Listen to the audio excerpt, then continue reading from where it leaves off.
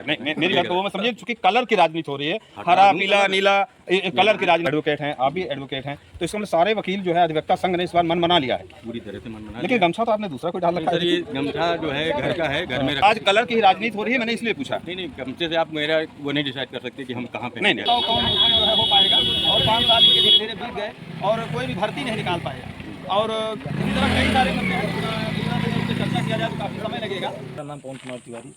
तो तिवारी जी एक चीज बताइए, लोग एक प्रचार कर रहे हैं कि ब्राह्मण तो जो है बीजेपी के साथ है, और यहाँ मैं देखा मिश्रा जी खड़े हैं, सारे लोग जो है तिवारी जी खड़े हैं, सारे लोग एक आपको क्या दिखा, बहुत आपका दिल मोह लिया उन्होंने। तनुज पुनिया तो बहुत योग्य नेता है क्योंकि पिताजी। चलिए, बहुत बहुत जी, परिचय चाहेंगे आपका।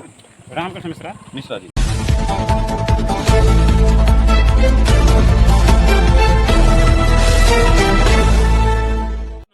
आप देख रहे हैं भारत दैनिक दर्शन। मैं बाराबंकी का एक संसदीय सीट का एक गांव है सराय रावत में मौजूद हूं।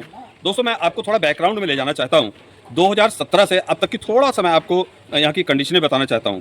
2017 में जो इलेक्शन हुआ था, उस समय भारतीय जनता पार्टी ने बाराबंकी की 6 सीटों में से 5 सीटें जीती थी और 1 सीट केवल सपा के खाते में गई थी। उसके बाद जो यहाँ पे संसदीय चुनाव हुआ 2019 में यहाँ से उपेंद्र रावत जो है सांसद बनते हैं, और कंडीशन आप लोग समझते हैं। और आज उसके बाद 2022 में जो विधानसभा का चुनाव हुआ, उसमें भारतीय जनता पार्टी और समाजवादी पार्टी बिल्कुल बराबर रही।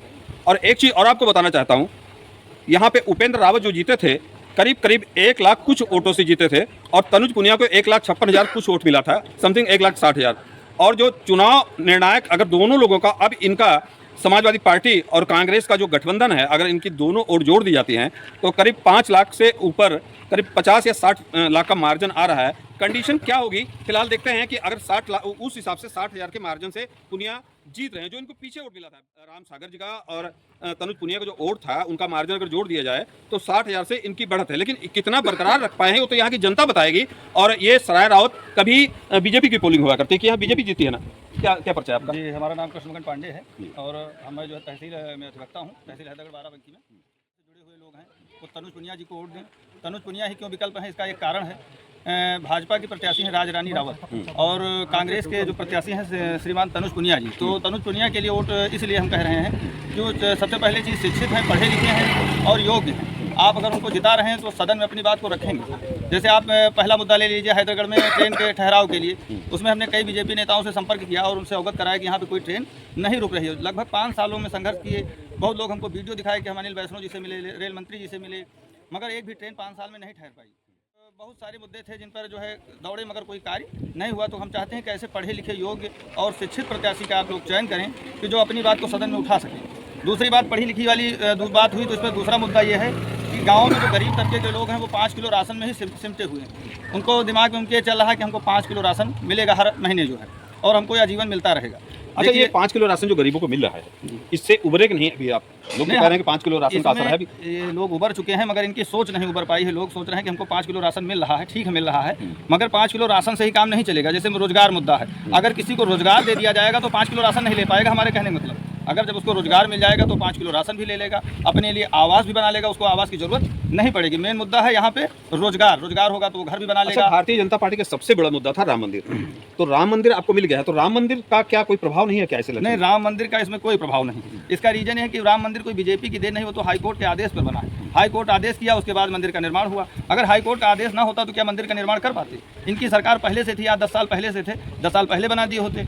तो ऐसा कोई मुद्दा नहीं है। जो भी मुद्दा है ये हाईकोर्ट के आदेश पर है। मंदिर भी बना है, मस्जिद भी बनेगी, तो उसमें इसका कोई धर्म से लेकर जुड़ाव नहीं है। मतलब धर्म का राजनीतिकरण यहाँ इसमें कोई प्रभाव उसका नहीं है। कोई धर्म का यहाँ जो मंदिर जो बनना था बन गया, वो हाईकोर्ट का आदेश था और उसमें इतना चंदा लोगों ने दिया है। लोगों के बीच में महंगाई, बेरोजगारी, इसका कोई प्रभाव है, असर है? बहुत बड़ा महंगाई और बेरोजगारी बहुत बड़ा मुद्दा है। सबसे बड़ा मुद्दा आता है बेरोजगारी, उसके बाद महंगाई आता है। महंगाई जो आज के 5 साल में देखा गया है कि उसमें बहुत तेज़ी से बढ़ोतरी हुई है।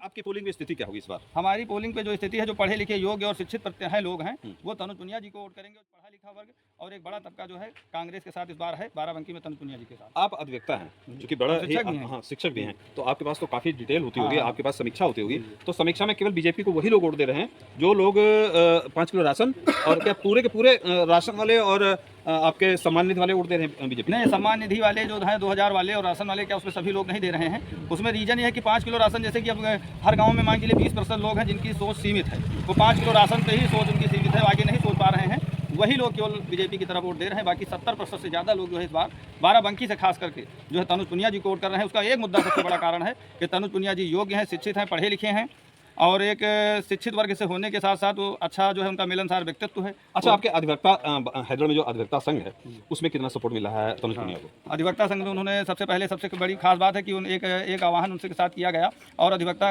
संघ के साथ उन्होंने होली खेली। तो हमारे यहाँ लगभग 99% अधिवक्ता उनके साथ में है और अधिवक्ता एक पढ़े लिखे योग्य समाज से आता है। तो हमारे कहने का मतलब है लगभग हर गाँव से एक दो अधिवक्ता जरूर हैं, तो अपने अपने गाँव में वो पक्ष मजबूत कर रहे हैं कि तनुज पुनिया जी पढ़े लिखे हैं। उन्होंने काफ़ी मदद भी किया। देखिए, चैम्बर के लिए अधिवक्ताओं के बैठने के लिए पैसा 18 लाख एक ही कहने पर जो है स्वीकृत किया और काफ़ी मदद किया है जो अन्य सरकारों में बीजेपी सरकार से। अच्छा, मुद्दे क्या होंगे आपके गठबंधन के इस बार? मुद्दे क्या हैं? बेरोजगारी, शिक्षा और तमाम चीज़ें हैं, स्वास्थ्य, ये मुद्दे हैं कि और कोई मुद्दे हैं? देखिए सर, आप इतनी चीज़ें कह रहे हैं, मुद्दा तो देखा जाए तो सभी चीज़ों पे मुद्दा है। जैसे आपने कह दिया स्वास्थ्य एक ऐसा मुद्दा है कि आप हैदरागढ़ में आप किसी टाइम चले जाइए, आपको वही पैरासीटामॉल बुखार के अलावा दूसरा नहीं मिलेगा। आपके दांत में दर्द है, हैदरागढ़ में हम नाम नहीं लेना चाहते, 20 अस्पताल दांत के ऐसे हैं कि जिनमें आपको कम से कम 2,500 से 3,000 रुपया खर्च है।